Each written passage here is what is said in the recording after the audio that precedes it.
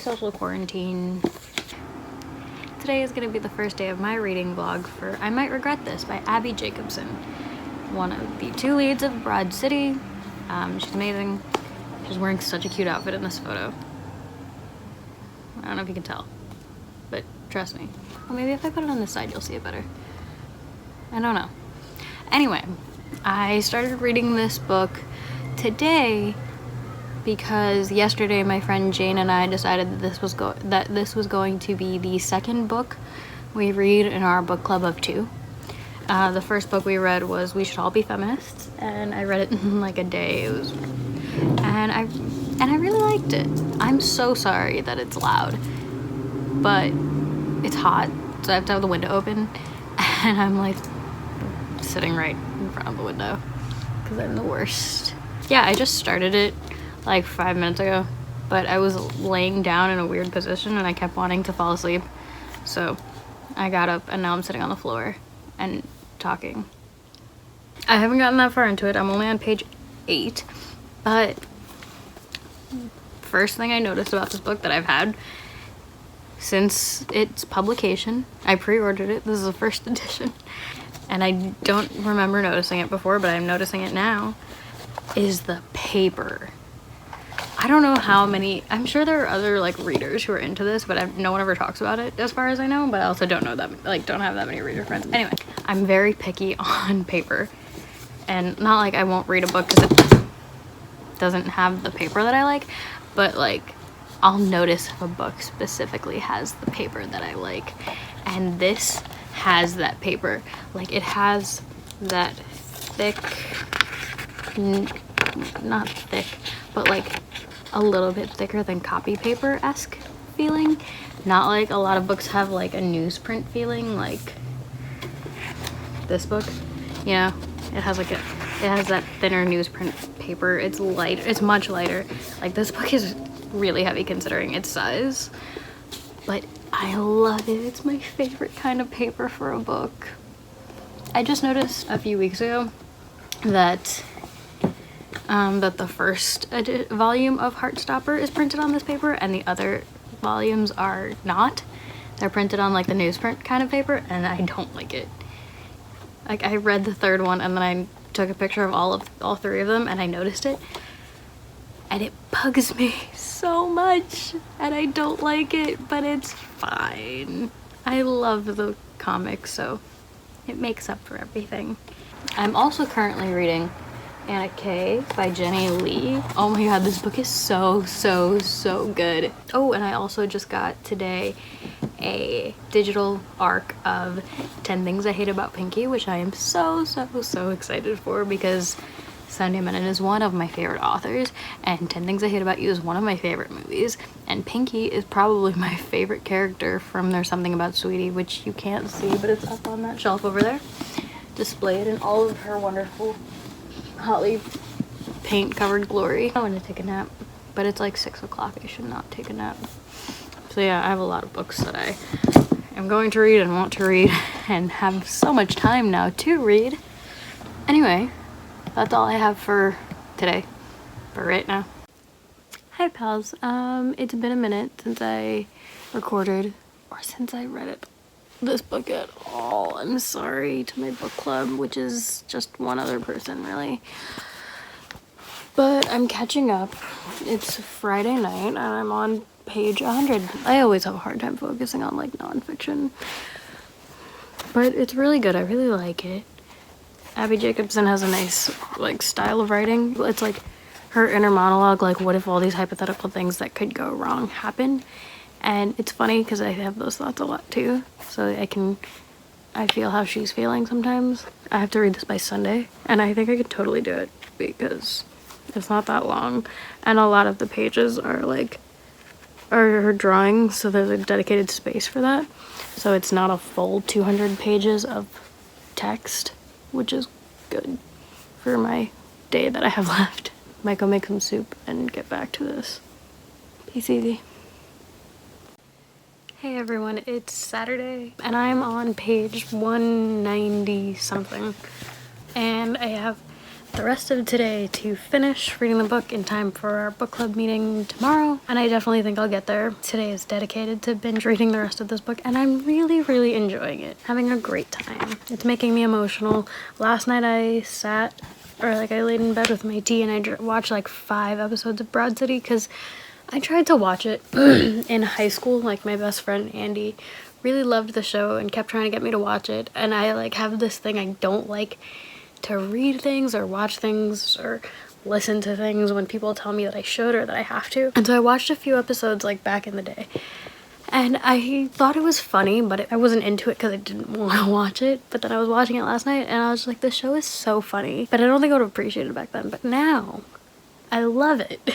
And I was reading a part where Abby's talking about how she met Alana and how they came up with the idea and their whole process from like working together in improv and then all the way up to season 4 of Broad City, which is what they had just shot or what they were shooting at the time she wrote the book, I think. I don't know, it's really interesting to hear that part of like them creating and writing and producing their own show. I'm a film student, so I'm learning all of this stuff about like directing and producing and whatever, but actually like reading about someone else executing it successfully in real life, being able to see the show and how it turned out, it's just kind of surreal, I guess. And I'm excited to keep reading, and I'm excited to keep watching the show and see how it goes. So that's where we're at right now, and I'll catch up with you later. Okay, hey, so it's 4 a.m. right now and I'm editing this video to post in 7 hours, and I realized that the screen recording I took on my cellular device of our book club meeting didn't have any audio, so I just would like to go through really quick what we talked about that I wanted to share. We were talking about the chapter, The Big Questions, and Abby just lists a bunch of questions that are like adult concerns. So I'm just gonna go through and read some of the ones like, are we all living in a computer simulation? I said probably, Felicia said yes, Jane said no, and that's all in terms of humanity as a whole. Why does the sight of a person you're in love with wearing your clothes feel so deeply good? In response to that, Felicia showed us a picture of her dog Stella wearing Felicia's baby accessories. So I feel like that's all we really need. Do SAT scores matter now? Not in 2020 because Corona. What happens to all the cars? There's gotta be a massive amount of discarded and unsold cars somewhere, right? Chop shops. Do any relationships ever last? Felicia and Jane had a long discussion about it that I participated in, but in my book I just wrote, and I quote, big oof, end quote. Why do so many people hate women? Many invalid reasons. She has a long question about tipping. I work for tips, or when I was employed I worked for tips, so I got into this habit. I've always tipped people, but I got into this habit of over tipping, which is never a bad thing, and like the question is very loaded. So I think if a lot of places now, especially when they do the chip thing, the chip automatically gives you an option to tip. You don't necessarily have to, but it's just the automatic setting. I think if someone's physically exerting themselves for you, you should tip them. If they're working as a cashier, I'm not sure. That's why I feel like everyone should be paid a living wage. So quote unquote tipped workers, bartenders, servers, baristas, shouldn't have to rely on the possibility of the generosity of strangers for an income. Right now that's how we live in America and it sucks. But like, do I have to tip if I'm buying a box of crackers off the shelf? No one helped me with the crackers. Maybe not. I probably might, because I don't know what the cashier is getting paid. I feel like if you're a cashier, you're definitely getting minimum wage. So maybe.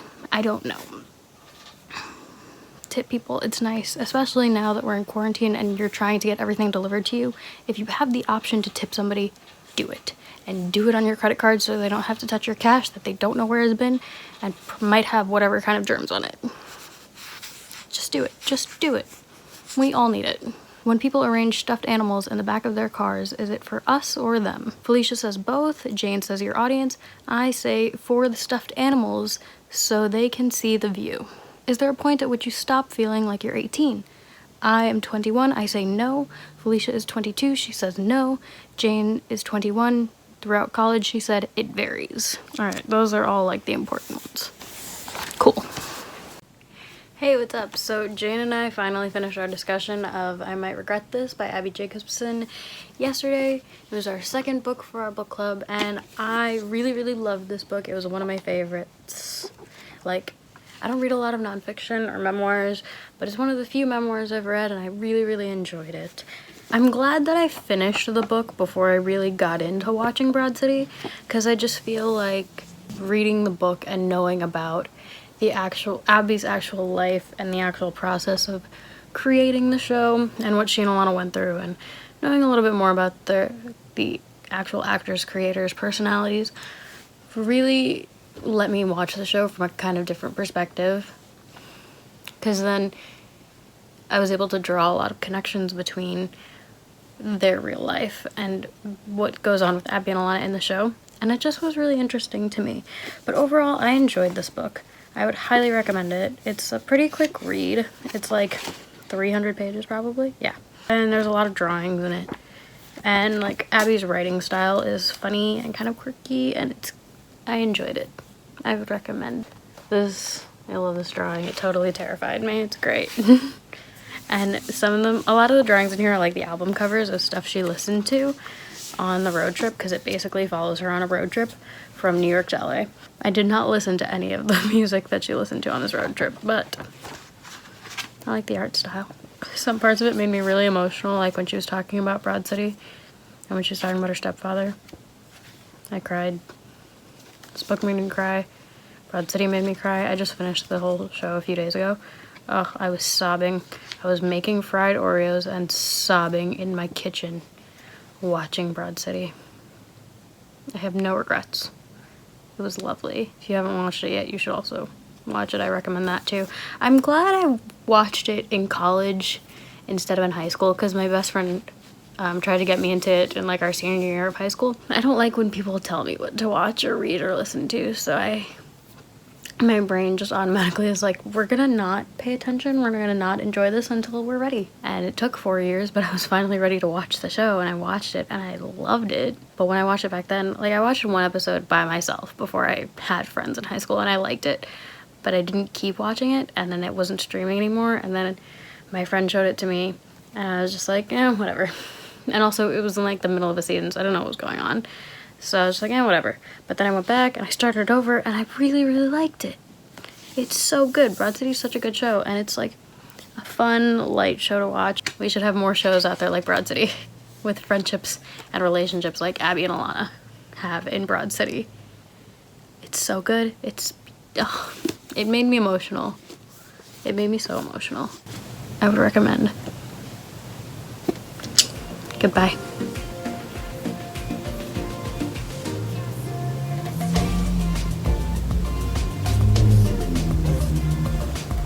That was a really weird out transition. I don't know what I'm doing. Bye.